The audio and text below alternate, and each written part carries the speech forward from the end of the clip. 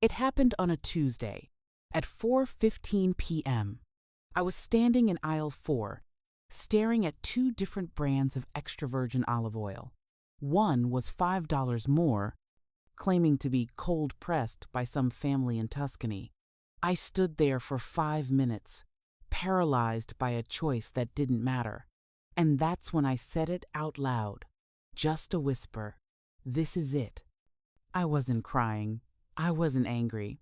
It was just a quiet, devastating conclusion.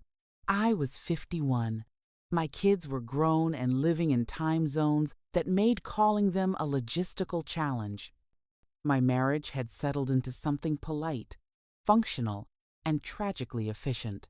My career was steady, respectable, and completely unambitious. Nothing was wrong. And that, strangely, was the problem. I had always assumed midlife would feel fuller, louder. I thought there would be a grand finale. Instead, it felt like standing at the edge of a party that had already ended, while I was left to fold the napkins. My name is Laura. I live in a small town outside Portland, the kind of place where every bookstore doubles as a coffee shop and everyone owns at least one pair of expensive hiking boots they never use. I work in communications for a nonprofit. It's good work. It pays the bills. But it's the kind of work no one asks about at dinner parties. For 25 years, my life was a cathedral built of responsibility. School schedules, mortgage payments, soccer practices, the frantic logistics of Thanksgiving. There was always a next thing. My identity was a reaction to someone else's needs. And then, quietly, the next thing stopped coming. The calendar thinned out. The house stayed clean, hauntingly clean. No mud on the rug, no wet towels on the bathroom floor. I mistook that silence for peace. I didn't realize it was actually emptiness. The first crack in the glass came from an email. A Tuesday evening, 5:02 p.m., my manager, a woman I'd worked with for a decade, announced her early retirement. 48 hours later, the office was buzzing. People were speculating about who would take her seat, but I felt something else, a flicker. Not fear of change, but a terrifying curiosity. That night, I told my husband, Mark. He shrugged, his eyes already drifting back to his laptop, calculating his own deadlines. We had grown so used to living parallel lives. We were like two ships sharing the same harbor but never the same cargo. Later, lying in bed, staring at the shadows on the ceiling, a thought hit me like a physical blow. If my job disappeared tomorrow, if this house vanished, I wouldn't collapse. I would just adjust.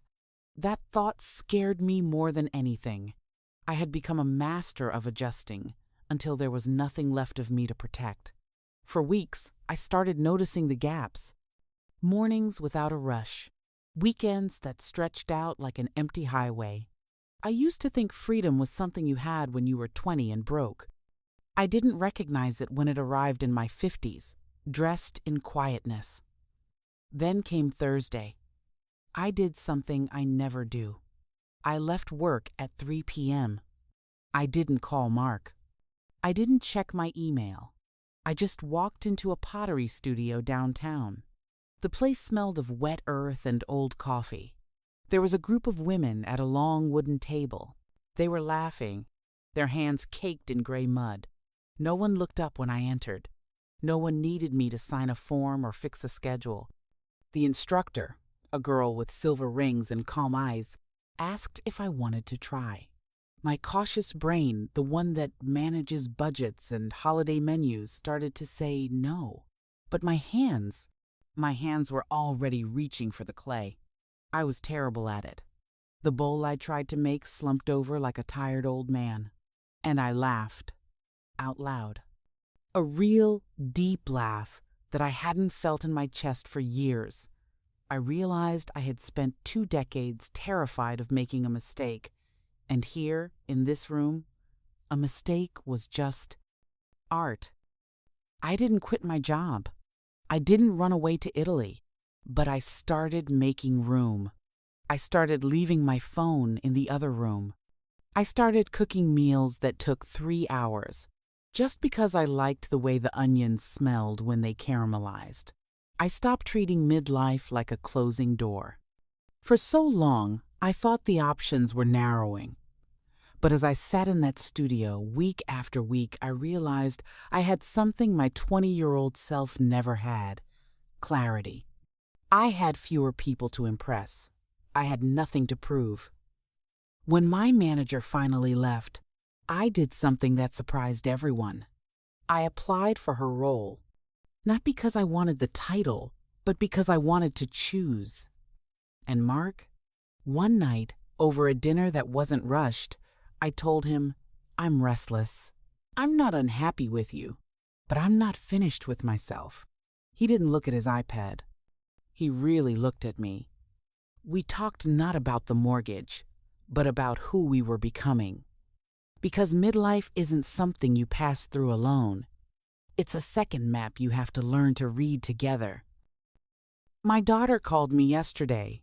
She said, "Mom, you sound lighter."